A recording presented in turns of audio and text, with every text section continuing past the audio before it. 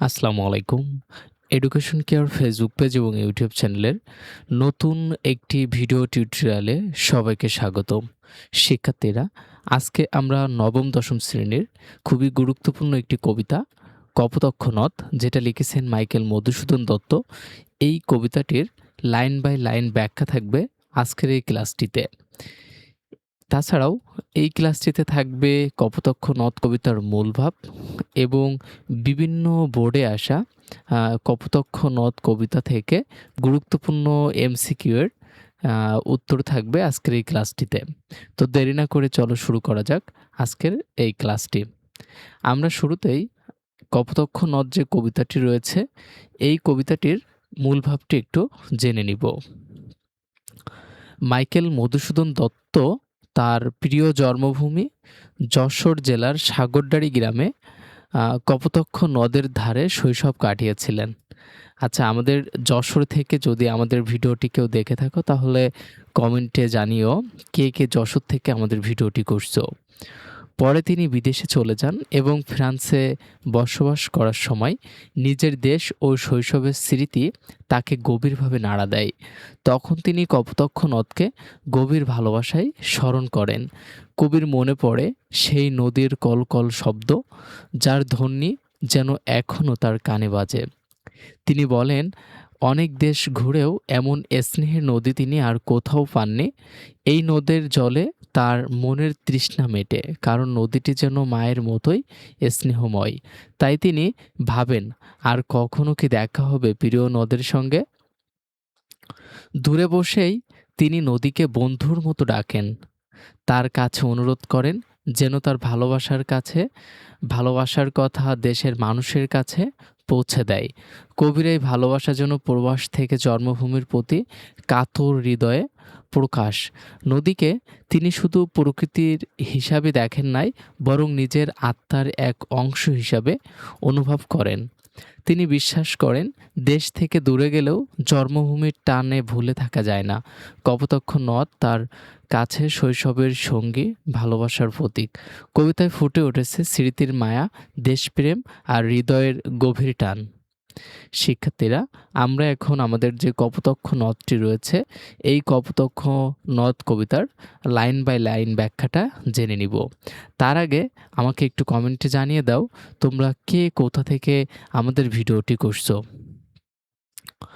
আমরা কবিতাটি শুরু করছি। সতত হে নদ তুমি পড়ো মোর মনে, সতত তোমার কথা ভাবি এ বিরলে। এই ২ টা লাইন দ্বারা বোঝানো হচ্ছে, আচ্ছা তোমরা জানো তোমাদের ক, খ নম্বর প্রশ্নে এই লাইনগুলো উঠিয়ে দেওয়া হয়। তারপরে সেটার ব্যাখ্যা চাওয়া হয়। তো সেটাও কিন্তু তোমাদের জন্য খুবই গুরুত্বপূর্ণ। একটু মন দিয়ে এই ক্লাসটি করতে থাকো। কবি এখানে তার শৈশবে নদী কপোতক্ষকে সম্বোধন করেছেন। তিনি বলেছেন, হে নদী, তুমি সর্বদা সবসময় আমার মনে ভেসে ওঠো। আমি যেখানে থাকি না কেন, যত দূরেই থাকি না কেন, তোমার স্মৃতি আমার মনকে ঘিরে থাকে। বিশেষ করে যখন আমি একান্ত নিরিবিলিতে থাকি, তখন তোমার কথা আরও গভীরভাবে মনে পড়ে। প্রবাসে বসে কবি নিঃসঙ্গতা অনুভব করেন। সেই নিঃসঙ্গতার সময়ে তিনি যেন শৈশবের দিনগুলোকে মনে করতে থাকেন, যখন তিনি জন্মভূমির সেই নদীর কাছে খেলেছেন, হেঁটেছেন, প্রকৃতির সৌন্দর্য উপভোগ করেছেন। সতত যেমত লোক নিশার স্বপনে শোনে মায়া মন্ত্রধ্বনি তব কলকলে। এখানে নিশার স্বপনে বলতে রাতের স্বপ্নর কথা বোঝানো হয়েছে। কবি বলেছেন, এ কপোতক্ষ নদ আমি সবসময় তোমার কথা ভাবি, তোমার কলকল ধ্বনি আমার কানে বাজতে থাকে। সেটা এমন যে কোনো মানুষ রাতের ঘুমে স্বপ্নের ভেতরে এক অদ্ভুত মায়াময় মন্ত্রের ধ্বনি শুনতে পায়। এখানে কবিতার অভিজ্ঞতাকে তুলনা করেছেন স্বপ্নের কথা। প্রবাসে থেকেও মধুসূদনের মনে হয় তিনি যেন সত্যি কপোতক্ষ নদীর কলকল ধ্বনি শুনছেন। আসলে তিনি নদীর কাছে নেই, কিন্তু তার স্মৃতির এত গভীর যে তা স্বপ্নের মতো জীবন্ত হয়ে ওঠে। জোড়াই এই কান আমি ভ্রান্তির ছলনে, বহু দেশে দেখিয়াছি বহু নদ তলে। এখানে কবি বলছেন, হে কপোতাক্ষ নদ, প্রবাসে থেকেও আমি যেন তোমার কলকল ধ্বনি শুনতে পাই। যদিও জানি না এটা বাস্তব নয়, কেবল আমার কল্পনা বা ভ্রান্তি, তবুও সেই ধ্বনির ভ্রম স্মৃতি আমার কানে এক অপর শান্তি এনে দেয়। এই ভ্রান্তির মাধ্যমে আমি আমার মনকে সান্ত্বনা দেই, একাকিত্বের যন্ত্রণা দূর করি। এরপর তিনি বলেন, আমি বহু দেশে ভ্রমণ করেছি, অনেক নদী নালা, ঝর্ণা আর প্রবহমান স্রোত দেখেছি। কিন্তু সেসব নদীর সঙ্গে আমার কখনো সেই টান অনুভব করিনি, যে টান আমি জন্মভূমির কপোতাক্ষ নদের প্রতি অনুভব করি। কিন্তু এই স্নেহের তৃষ্ণা মেটে কার জলে? দুগ্ধ শ্রুতিরূপী তুমি জন্মভূমির স্তনে। কবি এখানে প্রবাস জীবনের অভিজ্ঞতা থেকে বলেছেন, আমি পৃথিবীর অনেক নদী দেখেছি, তো তাদের সৌন্দর্য উপভোগ করেছি, কিন্তু আমার হৃদয়ে এই ভালোবাসার তৃষ্ণা অন্য কোনো নদীর জলে মেটে না। এই তৃষ্ণা স্নেহ মেটাতে পারে কেবল তুমি, হে কপোতাক্ষ নদ। কারণ তুমি আমার জন্মভূমির প্রতীক। তুমি সেই মায়ের মতো, যে নিজের সন্তানের ক্ষুধা মেটায় মায়ের দুধ দিয়ে। কবির দৃষ্টিতে কপোতাক্ষ নদ কেবল একটি নদী নয়, বরং তার জন্মভূমির মাতৃ স্নেহের প্রতীক। তাই তিনি নদীকে তুলনা করেছেন মায়ের স্তন থেকে প্রবাহিত দুধের সাথে। যেমন শিশু মায়ের দুধ পান করে শান্তি পায়, তেমনি কবির তৃষ্ণার্ত হৃদয় শান্তি পায় শুধু কপোতাক্ষ নদীর স্মৃতি ও ভালোবাসায়। আর কি হবে দেখা যতদিন যাবে, প্রজারূপে রাজরূপে সাগরেরে দিতে। কবি এখানে আক্ষেপ করে বলছে, গভীর দুঃখ ও আকুলতা প্রকাশ করেছে।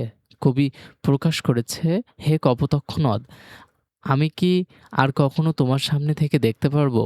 দিন যতই যাবে আমি প্রবাস জীবনে ততই তোমার থেকে দূরে হয়ে যাব। হয়তো আমার জীবনের শেষ পর্যন্ত তো তোমার আর দেখা পাবো না। তিনি বলেন, যেভাবে প্রজা তার রাজাকে নিয়মিত কর বা রাজস্ব দেয়, তেমনি তুমি প্রতিদিন তোমার জলধারা সাগরের দিকে পাঠাও, যেন সাগরের রাজ সিংহাসনে কর দিচ্ছ। এখানে নদীকে প্রজা এবং সাগরকে রাজা হিসাবে কল্পনা করেছেন। বারেরূপ করো তুমি, হে মিনতি গাবে, বঙ্গ জননের কানে, সখা সখে রীতে। কবি নদীর কাছে বিনীতভাবে প্রার্থনা করেছেন, হে কপোতাক্ষ নদ, তুমি তোমার জলপ্রবাহকে এমনভাবে চালাও যেন তা চিরকাল বঙ্গদেশে উপকৃত করে। বাড়িরূপ করে বলতে তিনি বোঝাচ্ছেন নদীর জল যেন সাগরের সমানভাবে প্রবাহিত হয় এবং দেশের জন্য উপকারে আসে, ঠিক যেমন প্রজা রাজাকে কর দেয়। এরপর তিনি বলেন, এই নদীর জল যেমন বাংলাদেশের মানুষের কানে এক মধুর সঙ্গীতের মতো পৌঁছায়। এটা শুধু সাধারণ সঙ্গীত নয়, বরং দেশপ্রেম, স্নেহ, মমতার গান, যা বন্ধু ও প্রিয়জনদের মধ্যেও ছড়িয়ে পড়ে। কবি চাচ্ছেন নদী তার এই প্রার্থনাকে বাস্তব রূপ দিকে। জন্মভূমির মানুষ যেন নদীর কলকল ধ্বনিতে মুগ্ধ হয়, তাদের হৃদয়ের মাতৃভূমির প্রেম জাগ্রত হয়।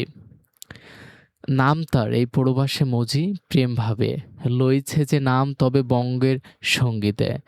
কবি এখানে শেষবারের মতো কপোতাক্ষ নদীর প্রতি গভীর শ্রদ্ধা ও প্রার্থনা প্রকাশ করেছেন। তিনি বলেছেন, তোমার নাম, হে কপোতাক্ষ নদ, প্রবাসে থেকেও যেন প্রেমের সঙ্গে বাংলার সঙ্গীতে মিশে থাকে। অর্থাৎ যেখানে বাংলার মানুষ থাকুক, জন্মভূমির প্রতি ভালোবাসা ও স্মৃতি বজায় রাখতে নদীর নাম যেন তার হৃদয়ের চিরকাল ধ্বনিত হয়। শিক্ষার্থীরা, আমরা এতক্ষণে আমাদের কপোতাক্ষ নদের যে কবিতাটি রয়েছে, এই কবিতাটির লাইন বাই লাইন ব্যাখ্যা করে পড়ার চেষ্টা করেছি। আশা করি কবিতাটি তোমরা বুঝতে পেরেছ। এখন আমরা এই কপোতাক্ষ নদ যে কবিতাটি রয়েছে, এর কিছু গুরুত্বপূর্ণ এমসিকিউ আমরা জেনে নিব। প্রথম আমাদের যে প্রশ্নটি দেওয়া হয়েছে, মধুসূদন দত্ত কবে জন্মগ্রহণ করেন? আমরা এটার অ্যান্সার হবে ক নম্বরটি, 1824 খ্রিস্টাব্দের 25শে জানুয়ারি। আচ্ছা, আমাদের প্রথম যে এমসিকিউগুলো রয়েছে, এই এমসিকিউগুলো কবিকে কেন্দ্র করে আমরা আমাদের যে কবিতাটি পড়লাম, কবিতা থেকে কিছু এমসিকিউ জেনে নিই। কপোতাক্ষ নদ কবিতার কবিকে, অ্যান্সারটি গ নম্বর, মাইকেল মধুসূদন দত্ত। সতত শব্দের অর্থ কী? চিরকাল। তব কলকলে শব্দগুচ্ছটি দ্বারা কি বোঝানো হয়েছে? অ্যান্সারটি ক নম্বর, নদীর স্রোতের শব্দ। কবি কপোতাক্ষ নদ কবিতাটি কোন দেশে বসে রচনা করেছিলেন? ফ্রান্সে বসে। দুগ্ধ স্রোতে রূপী তুমি জন্মভূমির স্তনে, এখানে নদীকে কিসের সঙ্গে তুলনা করা হয়েছে? অ্যান্সারটি গ নম্বর মায়ের স্তনের সাথে। ভ্রান্তের ছলনে শব্দগুচ্ছর অর্থ কি? মনের কল্পনা। প্রজারূপে রাজরূপ সাগরের দিতে, এখানে নদীর কার্যকলাপ কিভাবে চিত্রিত হয়েছে? অ্যান্সারটি গ নম্বর কর প্রদান করে। বিরলে শব্দের অর্থ কি? অ্যান্সারটি খ নম্বর নিরিবিলি পরিবেশ। আর কি হবে দেখা, এই বাক্যে কবি কোন অনুভূতি প্রকাশ করেছেন? অ্যান্সারটি খ নম্বর বিষণ্ণতা। কপোতাক্ষ নদ কবিতাটি কোন শৈলীতে লেখা হয়েছে? অ্যান্সারটি খ নম্বর সনেট। তোমার কথা ভাবি, এখানে তোমার বলতে কি বোঝানো হয়েছে? অ্যান্সারটি গ নম্বর কপোতাক্ষ নদকে। সতত শব্দটি কবিতায় কতবার ব্যবহার করা হয়েছে? অ্যান্সারটি গ নম্বর ৩ বার। মধুসূদন দত্তের জন্মস্থান কোথায়? সাগরদাড়ি, অর্থাৎ যশোরের সাগরদাড়ি গ্রামে। নাম তার এই প্রবাসে মজিব এম ভাবে, এখানে নাম বলতে কি বোঝানো হয়েছে? ক নদীর নাম। শিক্ষার্থীরা, এমন অসংখ্য এমসিকিউ, খুবই গুরুত্বপূর্ণ এমসিকিউ তোমাদের রয়েছে। তোমরা যদি প্রয়োজন মনে করো তাহলে আমাদেরকে কমেন্টে জানিও। আমরা শুধু এমসিকিউ এর উপরে তোমাদের ক্লাস দিয়ে দিব। তো আজকের ক্লাসটি আর দীর্ঘায়িত না করে এখানেই শেষ করছি। দেখা হচ্ছে পরবর্তী কোনো ক্লাসে। সে পর্যন্ত সকলেই ভালো থাকো, সুস্থ থাকো আর চ্যানেলটি অবশ্যই সাবস্ক্রাইব করে দিও। আল্লাহ হাফেজ।